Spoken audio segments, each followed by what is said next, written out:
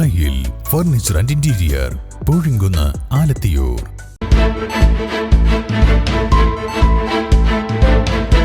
നമസ്കാരം, വെട്ടർ ന്യൂസ് ക്യാപ്സൂളിലേക്ക് സ്വാഗതം. പവൻ ഗോൾ തിരൂർ. തിരൂരിൽ റംസാൻ വിറ്റഴിച്ച തണ്ണിമത്തനിൽ കൃത്രിമ നിറം ചേർത്തതായോ രാസവസ്തുവോ കണ്ടെത്താനായില്ലെന്ന് food safety officer M N Shamsiya Vettor ന്യൂസിനോട് പറഞ്ഞു.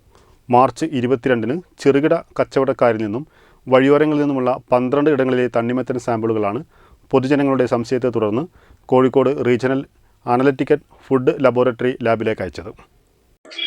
നമ്മുടെ തിരൂര് ഭക്ഷ്യസുരക്ഷാ സർക്കിളിൽ മാർച്ച് മാസം 22-ാം തീയതി അതായത് പൊതുജനങ്ങളുടെ ഇടയിൽ തണ്ണിമത്തങ്ങ വത്തയ്ക്ക, അതായത് ഈ നോമ്പുകാലം പ്രമാണിച്ച് വളരെയധികം ഇറങ്ങിയായിരുന്നു. അപ്പോൾ കളറ് കൃത്രിമ നിറം കുത്തിവെച്ച വത്തയ്ക്കയാണോ വരുന്നത്, അതുപോലെ തന്നെ ഇങ്ങനെ പഴുപ്പിക്കാനായിട്ട് വേറെ വല്ല ഹാനികരമായിട്ടുള്ള വല്ല രാസവസ്തുക്കൾ അടങ്ങിയിട്ടുണ്ടോ എന്ന രീതിക്കുള്ള പല ആശങ്കകളും പല സംശയങ്ങളും അറിയിച്ചതിനെ തുടർന്ന് നമ്മൾ തിരൂരിൽ നിന്ന് ഏകദേശം 12ഓളം സാമ്പിള് തണ്ണിമത്തങ്ങ എടുത്ത് കോഴിക്കോടുള്ള റീജിയണൽ ഫുഡ് അനലിറ്റിക്കൽ ലബോറട്ടറിയിലേക്ക് അയച്ചു കൊടുക്കുകയും അതിന്റെ റിസൾട്ട് ലഭിക്കുകയുണ്ടായി.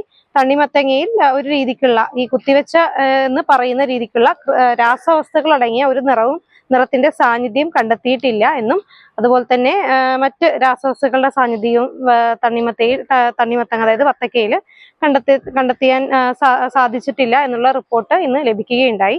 അപ്പോൾ പൊതുജനങ്ങളുടെ ഇത്തരം ആശങ്കകളുടെ കൂടി അടിസ്ഥാനത്തിലാണ് ഇതൊരു വാർത്തയായി നൽകുന്നത്. അപ്പോൾ ഈ മാർച്ച് മാസം ശേഖരിച്ച 12 സാമ്പിളുകൾ, അതായത് മൊത്ത കച്ചവടക്കാര്, ചെറുകിട കച്ചവടക്കാര്, പിന്നെ ഈ റോഡ് സൈഡിൽ വളരെയധികം തണ്ണിമത്തങ്ങളെ കൂട്ടിയിട്ട് വിൽക്കുന്ന അത്തരം കച്ചവടക്കാരിൽ നിന്നൊക്കെയാണ് നമ്മൾ ഈ സാമ്പിളുകൾ ശേഖരിച്ചത്. ഒരു സാമ്പിളുകളിലും നമുക്ക് കൃത്രിമമായിട്ടുള്ള നിറമോ രാസവസ്തുക്കളുടെ സാന്നിധ്യമോ ലഭിച്ചിട്ടില്ല എന്നുള്ളതാണ് ലാബിൽ നിന്നും ലഭിച്ച റിപ്പോർട്ട്.